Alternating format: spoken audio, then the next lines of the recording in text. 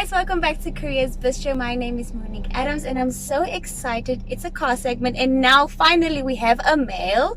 It's Titus all the way from GIZ. Hi Titus. Hi, good afternoon to everyone. How are you feeling? Okay, I guess. You guys, okay, so we've just picked him up from his place. We're gonna drive around his neighborhood. So Titus, can you just briefly tell us like your position at GIZ? Well, I'm a technical advisor with the GIZ Sports for Development in Africa project, and I've been working there since, let's say, December 2018. Interesting. So let's get this ball rolling. So Titus, like, please give us like a brief background, like where you were born and raised, all that stuff. So I was born in Windhoek, of course, and I was raised in Okuryangava right there. That house is my place. For high school, where did you go? I went to 3 different high schools. So I started off at Emmanuel Shifindi, and then I ended up at Commerce High School, and that's where I finished my high school. In tertiary? At the University of Namibia. Okay, what did you study? I studied accounting.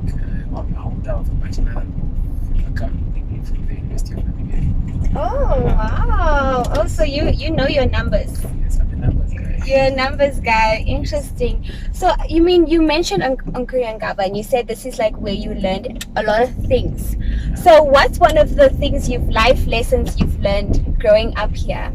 Well, growing up in Okuryangava was a bit hard. I saw a lot of things. A lot of people I grew up with never made it in life. They were either incarcerated in prison or they just didn't make it out of this hood. Yeah. On this way, whenever I used to go to school, especially when I started going to high school, I saw so many kids going that direction to the schools. You Emmanuel Shifindi, and after the grade 10 examination, none of them came back with me. The kids just don't finish school. One of the life lessons I've learned is that life is really hard for us on this side of town. We don't hardly make it. Our lifespan when it comes to career building ends in grade 10.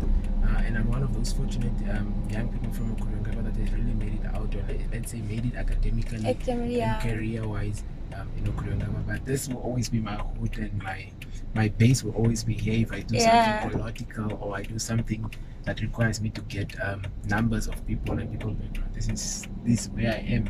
Yeah, interesting. So when did your journey start, joining the GIZ team? So I was at the Sports Commission. At the time, the Sports Commission was running 2 programs which I was a part of. The National Youth Games. I was part of the marketing team that initiated that event, and I marketed it with the Sports Commission. Of course, I was part of a team, bigger things, where I was basically part of the development office of the Sports Commission. Yes. And then I ended up making a presentation at the Ministry of Education, and GIZ was present, UNICEF was present, and that's basically how I got on their radar. So I was so passionately speaking about sport and what I do and how sports can be used as a tool to actually emancipate and empower young people. Yeah. And I got on GIZ's radar, and just right there, the regional manager of GIZ, Miss Valerie Oistheimer, then decided to offer me a job right there. Wow. Yeah. So and with your GIZ in your career, your working career life, challenges you faced. What's one challenge that was so difficult for you, but then you seem to overcome it, or jump that one pothole? Working in GIZ is different than, or let's say it's a very challenging environment in the sense that basically everything I knew, my whole spirit in terms of being young, being a very straightforward speaker about everything was different, because now I was working with politicians, I was working with different ministries and different development agencies. I had to advise people on how sports can be used. So I couldn't come the guns blazing with so much fire and passion and anger, but rather be diplomatic in my approach. How I speak to people, not being too straightforward, always filtered, finding a balance to communicate, because there it's about talking to ambassadors, it's about talking to international donors, it's advising our fellow ministries, and it's a challenging job because being diplomatic and being passionate about something doesn't really go in hand, because I really have this burning zeal in me that I just want to make sure that the young people, especially those that are from backgrounds like mine, get a chance to do a lot of sports, and actually sports beyond just the normal sport that we are used to. Yes. In an education manner. Interesting. And one of the highlights of your career? Starting at GIZ was the highlights of my career will be the countless trips outside the country, of course, meeting other international experts that are also passionate about sports globally. That would be my biggest highlight with the GIZ. This was in 2019, I think August, where I went to Germany, and it was called the International Experts Training. I met other experts from all over the world, basically from Asia, from South America, the Americas themselves, and Europe and Australia, where we just actually brainstorm, shared experience, learned on how we deliver such courses for youth out there. Nice. And, I thought my situation was worse until I met a young lady who does what I do from Iraq. And Iraq is a war-torn country. Yeah. And she works in such complex environments. And I realized that there's actually a whole ecosystem of people doing what I do in the world. We build a network on actually just sharing ideas, sharing knowledge on how we can use sports, even sports that are foreign to countries like ours, to deliver, to get messages across, whether it's gender-based violence, mental health, safeguarding children, whatever the message is, entrepreneurship, designing it into a sports session and making sure it's heard by all people. Interesting. So, but what do you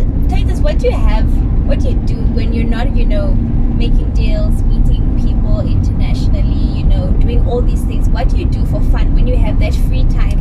What is a few things that you like doing?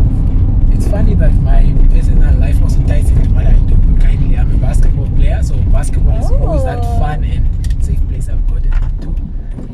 And my basketball journey, of course, also started earlier than my passion for sports, which started in grade 7. I was a student at Tobias and I got introduced to it by a friend of mine. So we ended up at the UN Plaza in Soweto, and that's when I first touched the basketball. And from there, my love for it just grew. And when I went to Emmanuel Shevili, of course, it being a basketball school, that was one of the most reasons I went there, because they had a very good basketball program. And I matured as an athlete. Of course, my first years, I was a bench warmer. It wasn't too much experience, and I was learning a lot. That's where we came from. Is it? Yeah. So but for anyone that read your article, in our careers publication, and for anyone that feels motivated and inspired by your story, reading your story, what word of advice would you give that individual now that's watching? My advice to all the people watching is that sports is basically not a hobby. As we always put it on our CVs, or we say my hobby is sports, but it's a career. You can actually get paid by doing sports. It's not just something that you should do for fun, but we should look at it from a perspective of how can I make a living from it, and that's how I look at sports. And every kid that's part of basketball or that is interacting in the basketball school that I founded, that's what we do. I look at it like you can be an official and get paid for it, and sports is not a hobby. Just interlink it with your academics and all will go well. Wow, Titus, wise words from a wise young man. Well, this is where we say goodbye. Next time, I will really hit up you, and so we can try that kapana. Yeah, it's really just around the corner. It's not far, so if you're here next time, just give me a call. I'll take you. We'll definitely do.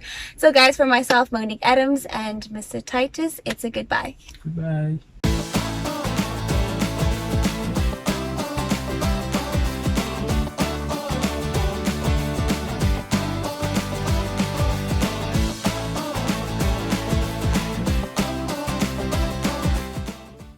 Another company profile. Today we are profiling Sisa Namandje, owned by the famous Sisa Namandje. Now he is the first black lawyer that established his own law firm in Namibia, and also the first UNAM graduate that established a very successful law firm. Now in the lobby, it's all about gospel music, setting the tone of professionalism. So maybe you need some gospel music when you go there, just, to calm your nerves down. Luckily, I wasn't there to sue anyone or get sued. And, well, here in the Hall of Fame, we can see some really cool lawyers. I don't know any of their names, but they look like really intelligent, really smart people, and that they know how to get the job done. Another place where the job gets done is the boardroom. Now this boardroom definitely looks like they came here to work, not to play.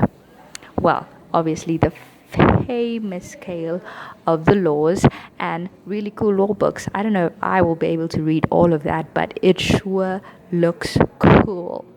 Oh, we couldn't get to see the famous Sisa Namandje, but at least we got to see a really cool sketch of the guy. Now, I do not want to be in any trial with him in any courtroom because he sure looked threatening. Now, here we are at the candidate legal practitioners offices. Now, this is where you sit when you're done with school, when you're done with, when you got your degree in the bag. Here is Ms. Hilma Shapumba. Now, she is one of the candidate legal practitioners. There was unfortunately not anybody with her there, but I'm sure they're going to come anytime soon and definitely do what they need to get done. And well, this is just one of my favorite scene or setting at the company. It's the garden. Really sets the mood. It really sets the vibes, and the scene just makes you calm. I really wanted to stay for tea time, but we got a job to do. Well, that is why I'm sure you'll definitely need a calm setting like this whenever the work gets too tough. Now we are gonna go inside Miss Taimi Ileka Amupanda's office. She's one of the directors. So this is where it ends, in the beautiful Miss Taimi Ileka Amupanda's office. We'll see you all next time in the next profile videos. Bye.